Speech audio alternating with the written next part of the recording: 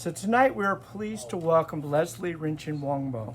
She's a textile artist, caretaker of a sacred Tibetan tradition of fabric art, and author of the current book, Threads of Awakening, An American Woman's Journey into Tibet's Sacred Textile Arts. She's one of the few non-Tibetans to master the Buddhist art of applique Tonka. She stitches bits of silk into elaborate figurative mosaics that bring the transformative images of Buddhist meditation to life.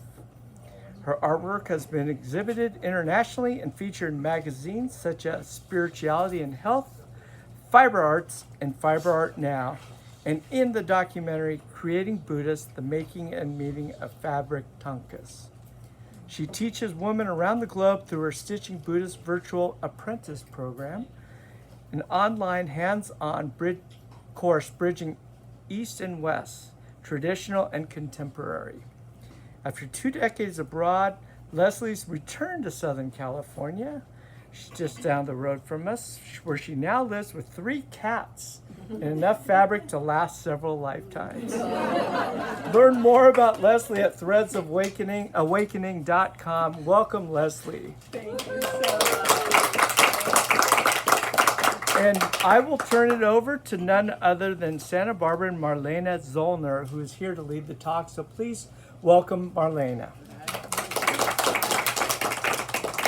Well, thank you all for coming, and I'm sure Leslie will thank you again, especially on a hot day or hot evening even like this one. And I'm Leslie's friend, and I'm here just to ask her some questions. We've kind of talked about this ahead of time and gone over this. And hopefully a lot of your questions will be answered. And if not, we will leave some time at the end for you to ask what you might still be interested in. And of course, there's the book, so you could learn a lot from the book too. So, you ready to keep going? Sure. I was just going to add to the introduction. I say I have enough fabric to last several lifetimes, but somehow never enough for the next project. So yes, anybody who works in craft or art knows that problem, especially with fabric. That's great. That's great.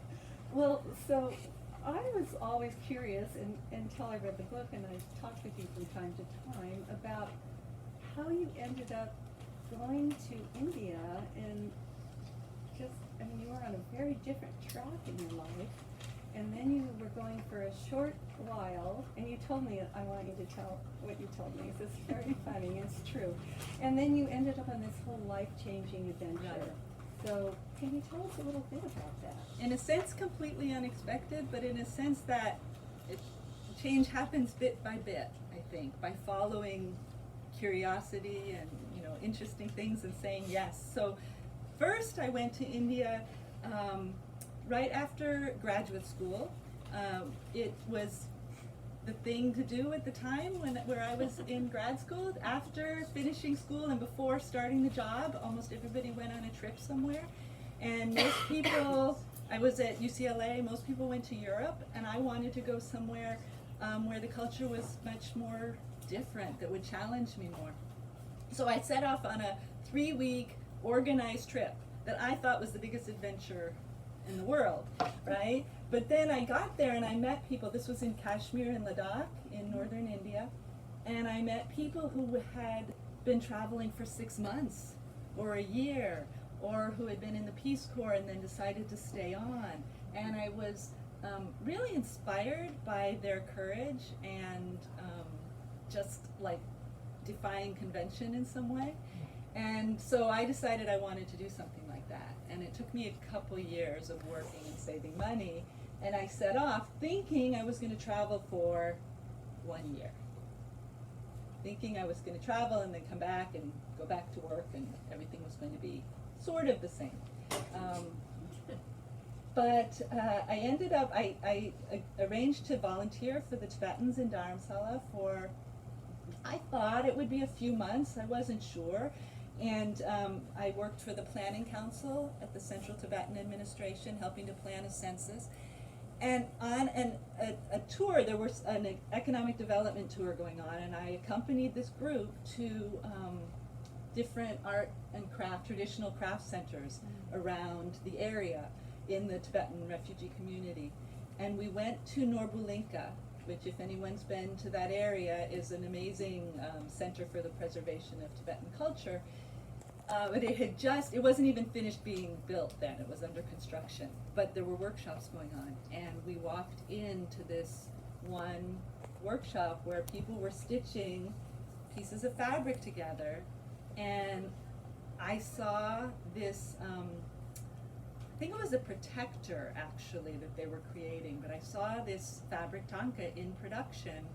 I'd never seen anything like it before. I had seen Tonka paintings, but I had not seen the same images made with pieces of fabric. And it felt like all the threads of my life kind of came together, because it had the Buddhist philosophy that I was studying, and it had, I had done a little bit of quilting in the past, and it had that, and it just had this beauty and this aliveness, and I lost myself in it and decided I had to learn. And I didn't know then. I ended up, like I said, I was going to travel around for a year. I was going to stay in Dharamsala a few months. I ended up living there almost 9 years. I love that. a big adventure. Definitely in love with the culture, with making these beautiful Tonkas. And you told me that you first, it wasn't normal back then, and it probably isn't still even. You ended up in Dharamsala, and you were, a young white girl. Inji, is it? Inji is, yeah, I know about that. Inji's it's a Tibetanization of English, kind of. So it's what people of European descent are called. Yeah. So, and you wanted to learn this, and it wasn't simple just to say, "Oh, I want to learn this." So, how did you become apprentice to your first master Tonka maker? Yeah. If you will. Yeah. Well, after that first day when I saw it, when I first saw it and fell in love, I thought, okay, I'm going to find somebody to teach me. And when I got back home, I found out that a lot of the Tibetans hadn't even heard of this kind of Tonka. Mm-hmm. It was really rare, and a lot of them had been destroyed, and so a lot of people didn't know. And it took a while to find somebody who understood what I was talking about. And I had a friend. We were doing English and Tibetan language exchange, and he was a Tonka painter.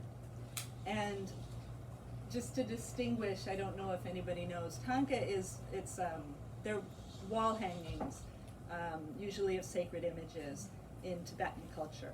And usually they're painted and framed in fabric. Mm. But what I saw that day and fell in love with, and what I ended up making, is actually made from pieces of fabric. So that's the difference. So this friend was a painter, and when I asked him about it, he said, "Oh, I have a friend who does that art, and he wants to learn English." Convenient. So, they would say, yeah. So we started that way. That was my first teacher, but he wasn't really that interested in teaching. So after a while, I found another teacher who actually had formal apprentices and joined that. So could you tell us a little more about that? You mentioned in your book Semkang. Did I say that right? Yeah, Semkang. So Semkang. Because the Tibetan language is made of like pieces of meaning put together. Like your Tonkas. Like the Tonkas. So Tsem is to sew, and Kang is a house. So Semkang is a sewing house or a workshop where sewing happens. Yeah. So in one of your chapters, actually, we'll talk about that next. Why don't you? I won't go into that now, but let's have you read about going to the Semkang. Okay. Semkang for the first time. Let me take a sip of Have water. a sip of water, and it's all quite amazing to me. And in the book, there's some colored pictures of the whole Tonka. Many different Tonkas, and this is a little detail of one of them, just the face of Tara. So they're huge and lovely. I mean, some of them are like almost as big as this. So. Well, traditionally, some of them are actually as big as buildings. I mean, some of them are 10 stories high. That's one of the things. I believe that's one of the reasons this form of Tonka was developed, because you could show on the side of a temple building or on a hillside, thousands of people could view the image. And if you did that with a painting, the paint would crack and it would be hard, but with fabric, it's soft and pliable, and so it could do that. But I don't make That's any... not even in the book, that's extra. I know, because I read that. And I didn't make any that big. but- Okay, so help us go with you again to the SEMCON. Okay, so, yeah, the chapters of the book are called pieces as well. And so this is piece 29, Step into the SEMCON. And I'm going to try to read not too fast, because people told me I should read slowly. I squeezed into my place at the low table that filled one end of the large workshop. Just 15 inches off the floor, its surface was covered by a threadbare white tablecloth. Wool mats, wrapped in soft blue cotton, softened the floor on 3 sides. These meager cushions would make long hours of sitting on concrete tolerable.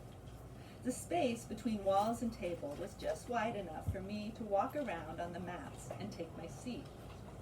Sunlight streamed in from the windows that dominated 2 of the walls from waist height to ceiling.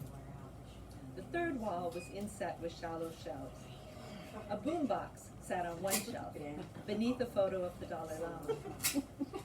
Another shelf was strewn with 10 or 12 cassette tapes in their boxes. A dozen apprentices sat cross-legged, sock-footed or barefoot, around that vast table, each tending to a small piece of silk satin or brocade, individual contributions to a collaborative Buddha image. At 32, I was the oldest apprentice and the only Inji. My American-bred, chair-spoiled legs could not remain crossed for long before numbness and tingling set in. To keep the blood flowing, I extended my legs and leaned back against the cool concrete wall as I stitched. Now, as a rule, Tibetans refuse to step over books and bodies because pointing one's feet toward either is considered disrespectful. Words and people are respected as teachers. So when one of my fellow apprentices had to get up from the table, whether to retrieve materials, use the sewing machine, show Dorji Wongdo her progress, or visit the loo, her cross-legged Tibetan colleagues effortlessly cleared a path for her. They would lean forward just slightly over their neatly crossed legs, allowing her to pass behind them. But what to do with the sprawling foreigner whose legs spanned the path between wall and table? Sometimes I managed to quickly recross my legs and scoot forward to make space at my back. Other times I pulled my knees up and squished myself into the wall to make space for her to pass in front. I'd think the path was clear.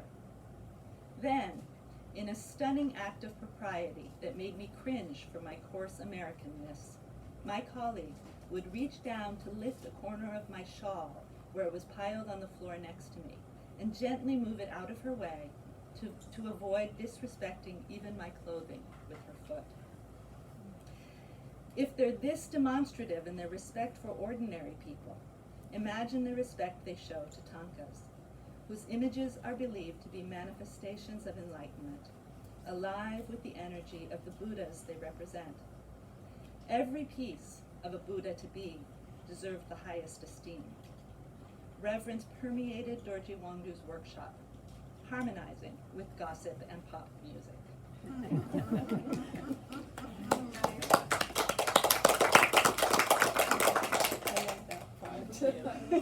Nice hearing you read it. I hope someday you do an audible and you read it. That's my hope. So. A little bit down the line. Down the line, down the line. Well, I have some more questions. Okay.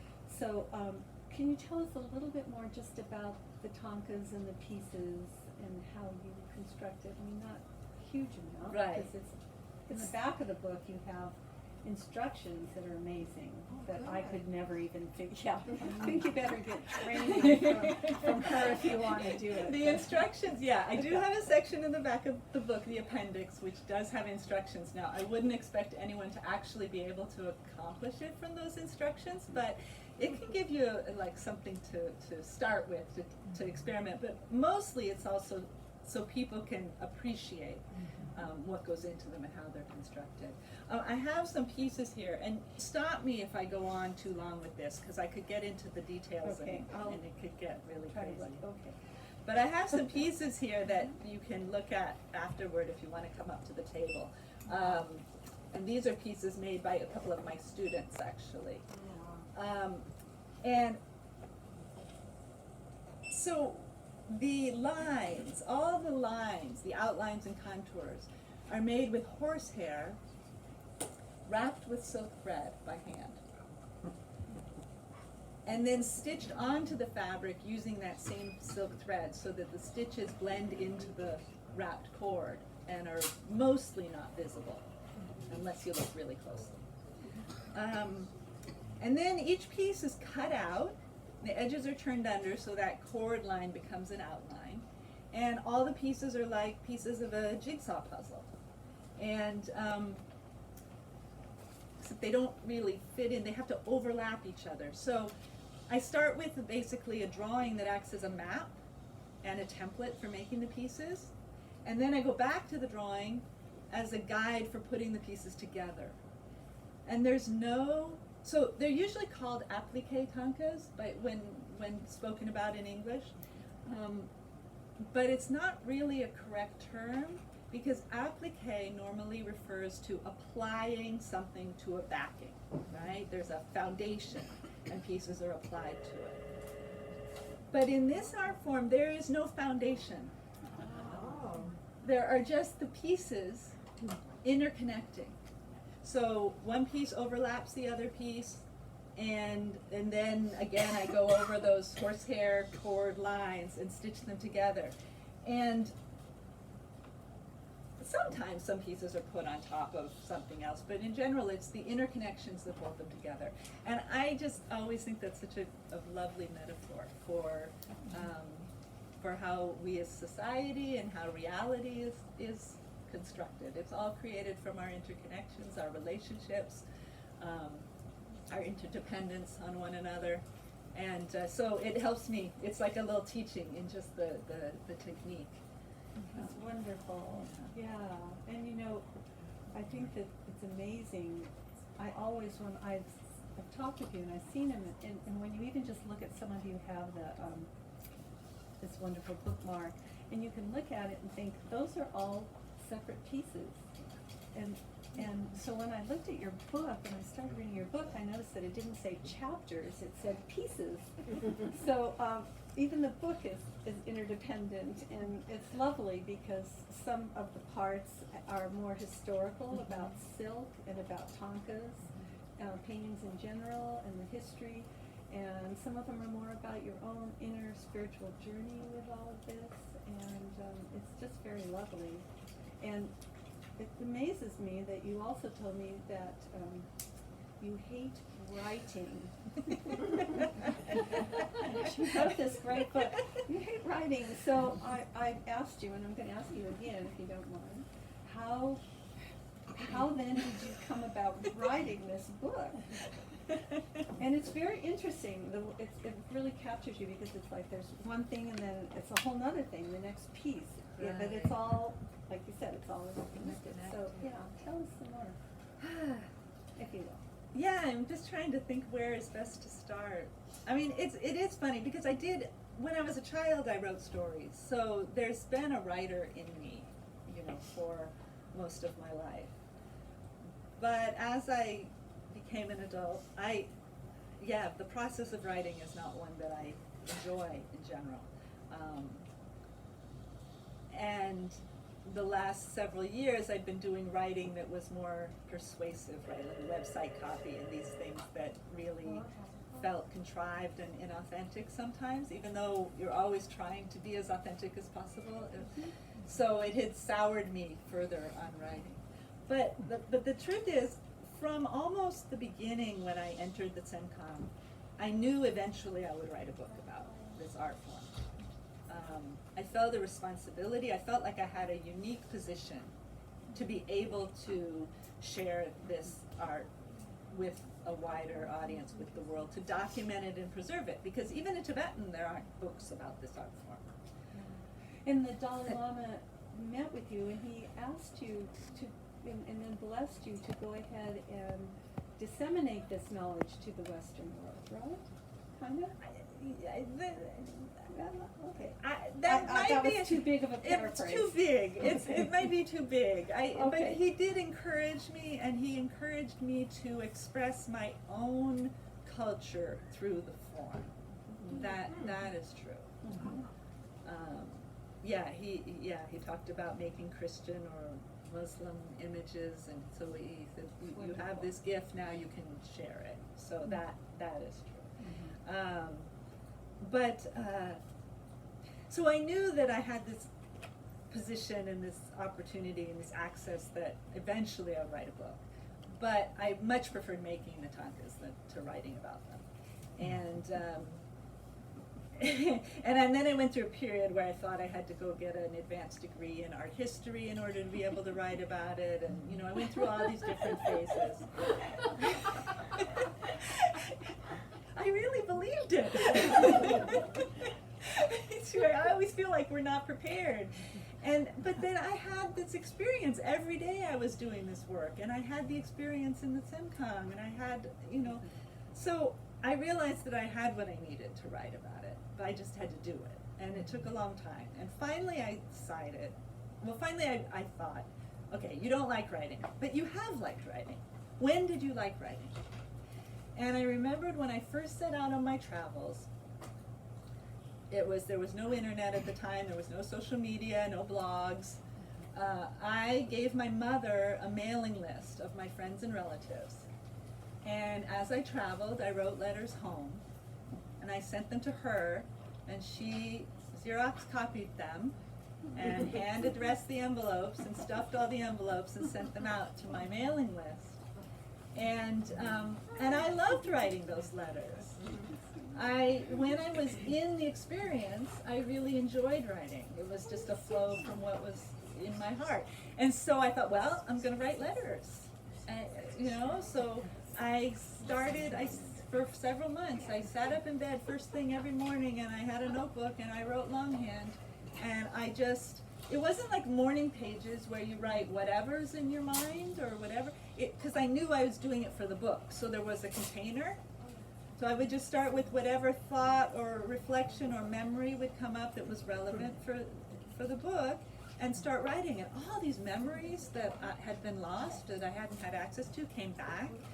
And it was fun, and I enjoyed it. And at a certain point, it got so I was writing, and then did I already write that story? And so then I realized it was time for the computer, that I had to make it searchable and all of that. And so that was the next phase.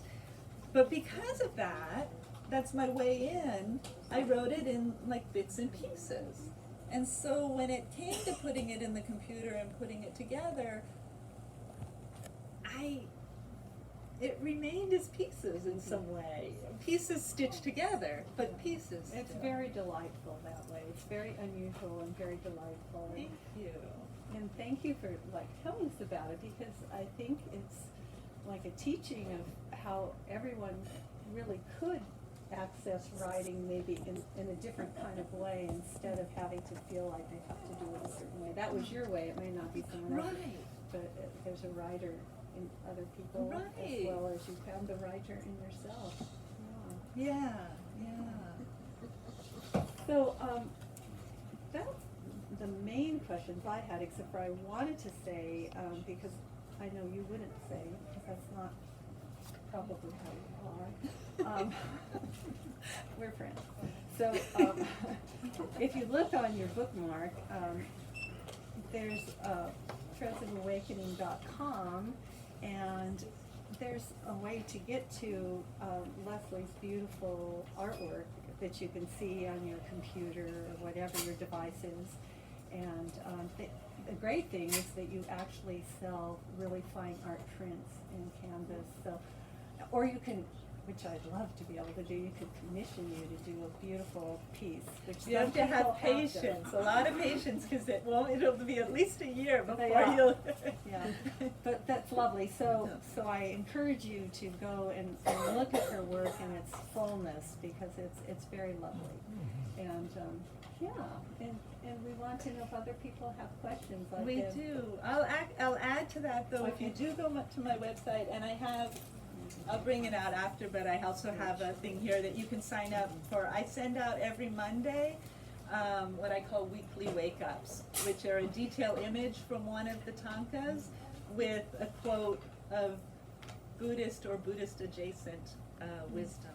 And it's a way that I stay in connection with people, and I really love that, love to do that.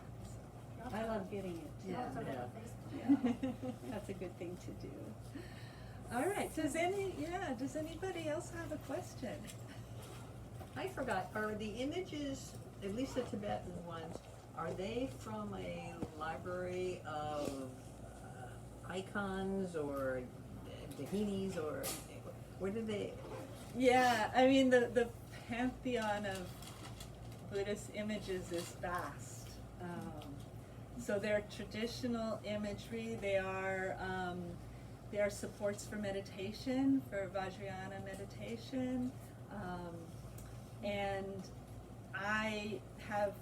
so Tonka painters spend years studying the drawing.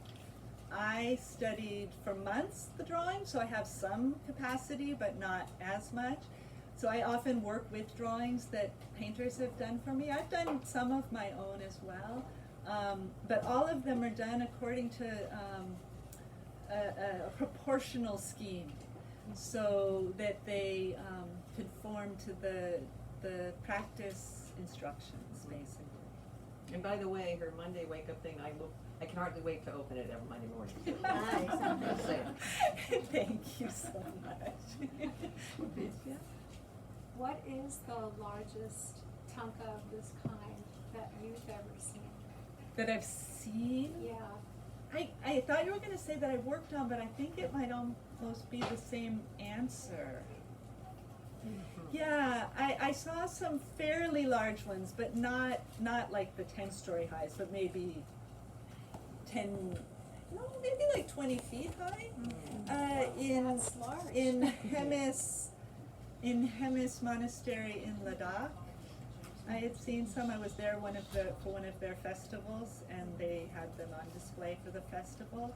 And I participated in making one about that size as well when I was in the workshop at. So would a whole group work on it? Yeah. There's a picture of the largest one. Yes, a whole group, but even our smaller ones, when we were in the workshop, in the Semcon, even the smaller ones we did collaboratively as a group.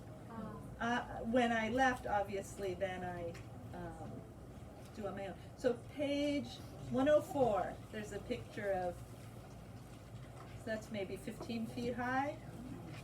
And isn't that you as well? Yes, that's me. Standing in front of it, that gives you a sense of That's the me, very scale of it. young.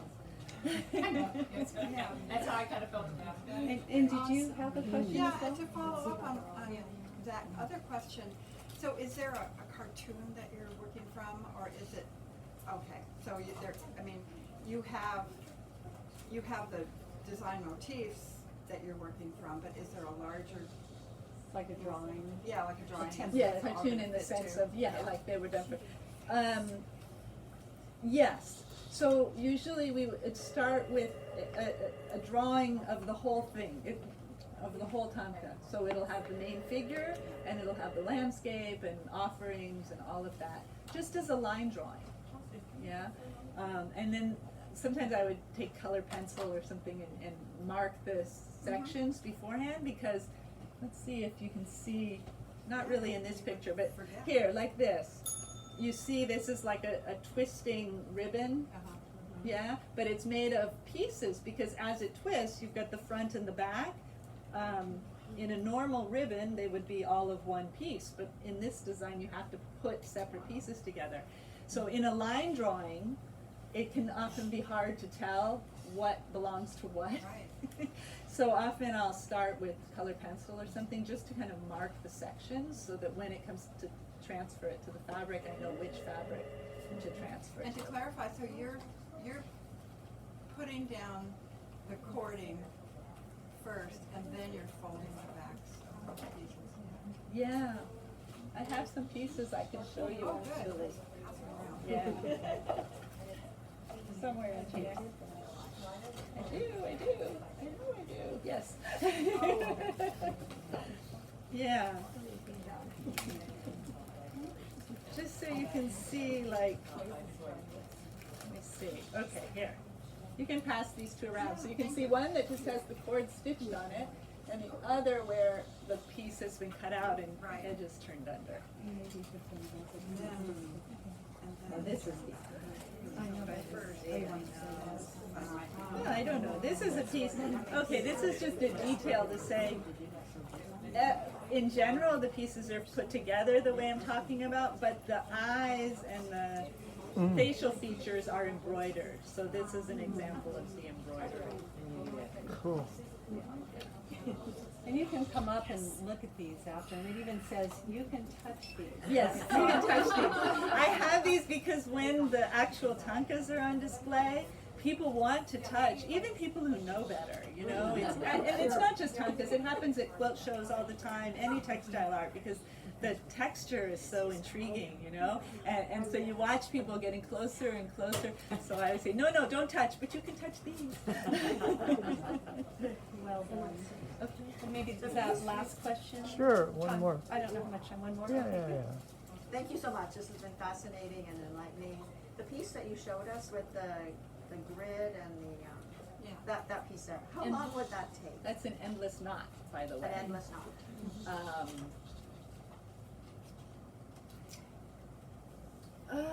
Endless.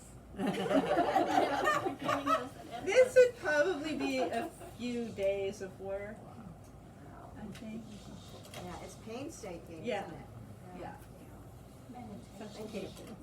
And it is meditative. It's everything. It's painstaking. Sometimes it's painful.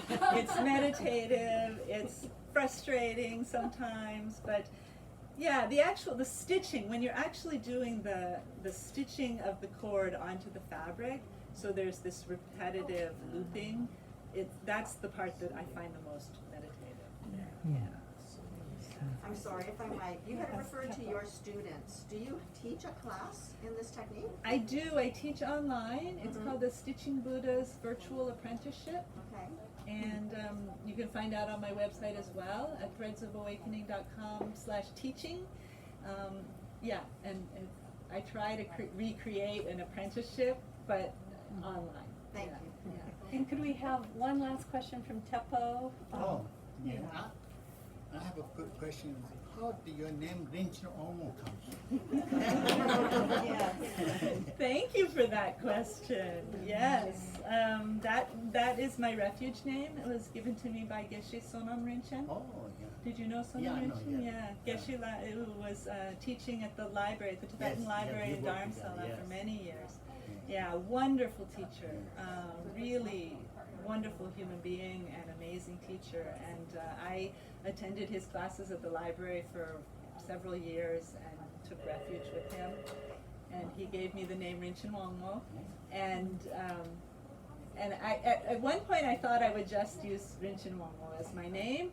But then when I came back here and people said, "Oh, hi, nice to meet you," I'd say, "Hi, I'm Leslie." so I put it together. That's the. Does it mean something? And it means precious, empowered woman or Yes. precious initiate. Yes. Very Thank you so much. Thank you, everybody.